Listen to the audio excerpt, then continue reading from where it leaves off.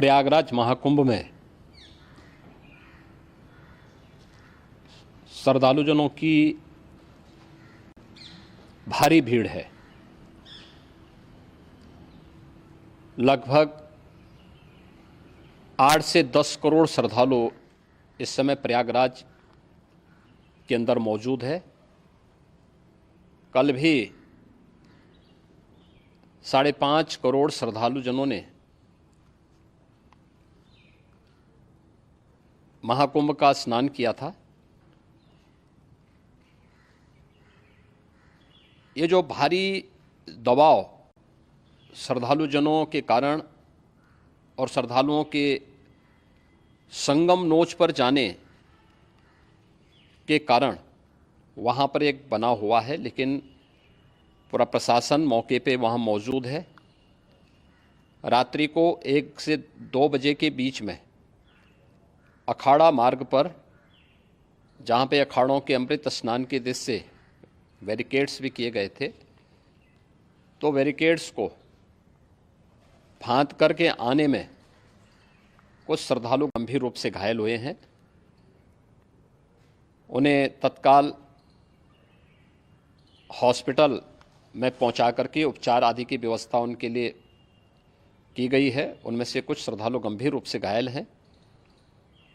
लगातार प्रशासन स्थानीय स्तर पर श्रद्धालुओं की सकुशल स्नान कराने के दृष्टि से रात्रि को कल सायंकाल 6:30-7 बजे से ही मौनी अमावस्या का मुहूर्त प्रारंभ होने के बाद से ही लगातार लगा हुआ है। प्रयागराज में महाकुंभ में श्रद्धालुजनों के सकुशल स्नान करने, अमृत स्नान के लिए देश भर से आए हुए श्रद्धालुजनों की व्यवस्था के लिए, उनके कुशल क्षेम के लिए आदरणीय प्रधानमंत्री जी का प्रातःकाल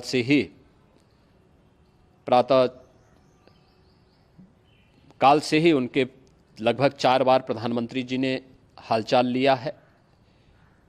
माननीय गृह मंत्री जी ने, माननीय राष्ट्रीय अध्यक्ष भारतीय जनता पार्टी श्री JP नड्डा जी ने, माननीय गृह मंत्री श्री अमित शाह जी ने भी, और प्रदेश की माननीय राज्यपाल श्रीमती आनंदीबेन पटेल जी ने भी लगातार जानकारी लेकर के सभी के कुशल क्षेम और सकुशल स्नान कराने के बारे में निरंतर रिपोर्ट ले रहे हैं। हम लोगों की प्रातःकाल से ही श्रद्धालुजन जो भी आए हैं वे स्नान कर सकें, इसके लिए यहाँ पे उच्च स्तरीय बैठक भी चल रही है, जिसमें मुख्य सचिव भी हैं, DGP हैं, प्रमुख सचिव गृह हैं, मुख्यमंत्री कार्यालय के अपर मुख्य सचिव के साथ साथ ADG लॉ एंड ऑर्डर के साथ साथ अन्य वरिष्ठ अधिकारीगण मौजूद हैं। प्रयागराज में हालात वर्तमान में नियंत्रण में हैं, लेकिन भीड़ का दबाव बहुत बना हुआ है। अखाड़ा परिषद से जुड़े हुए पदाधिकारियों के साथ मैंने स्वयं भी बातचीत की है। आचार्य महामंडलेश्वरों से भी, पूज्य संतों के साथ भी मेरी बातचीत हुई है, और पूज्य संतों ने बड़ी ही विनम्रता के साथ इस बात को कहा है कि नहीं, श्रद्धालुजन पहले स्नान करेंगे और फिर जब उनका दबाव कुछ कम होगा और वे सकुशल वहाँ से निकल जाएंगे, तब हम लोग स्नान करने के लिए संगम की तरफ जाएंगे। अभी पहले श्रद्धालुजनों को, चूँकि देश भर से आए हैं, तो इसके लिए उन्हें सभी अखाड़े इसके लिए सहमत हैं और सभी लोग इस व्यवस्था के साथ जुड़े हुए हैं।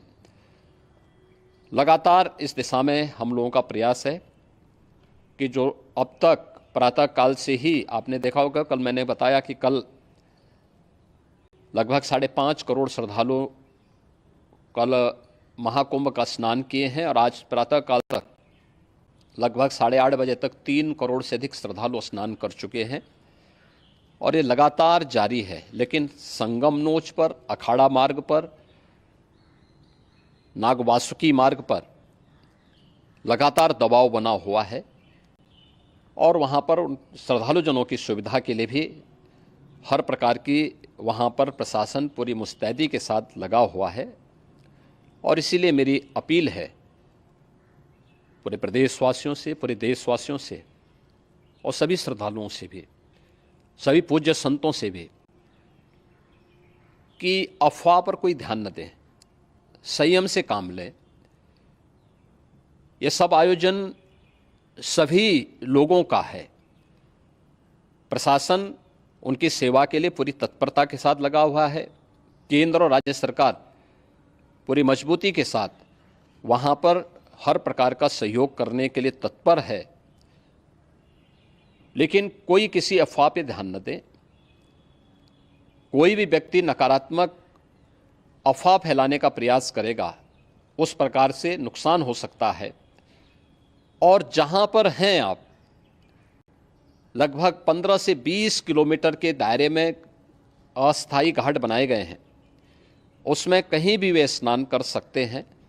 आवश्यक नहीं कि संगम नोच की तरफ ही आएं, क्योंकि भीड़ देखते हुए खासतौर पर जो बुजुर्ग हैं, बच्चे हैं, श्वास के रोगी हैं, उनको लंबी दूरी तय नहीं करनी चाहिए और जहाँ पर हैं वहीं पर आराम से पहले स्थिर होकर के कार्य करें, वहाँ पर रह करके। और जो नज़दीक के घाट हैं, उसी नज़दीक के घाट में स्नान करेंगे। सब गंगा जी के ही घाट हैं और गंगा जी के इस घाट में वही पुण्य प्राप्त होगा। ये मौनी अमावस्या है। मौनी अमावस्या में स्नान का महत्व है। संगम में स्नान का दबाव बहुत ज़्यादा है, इसलिए सभी लोग अगर वहाँ पे इसमें अपना सहयोग करेंगे तो सकुशल हम सभी श्रद्धालु जनों को वहाँ पर स्नान करने में सफल होंगे और फिर इसके उपरांत अमृत स्नान के लिए पूज्य संतों से भी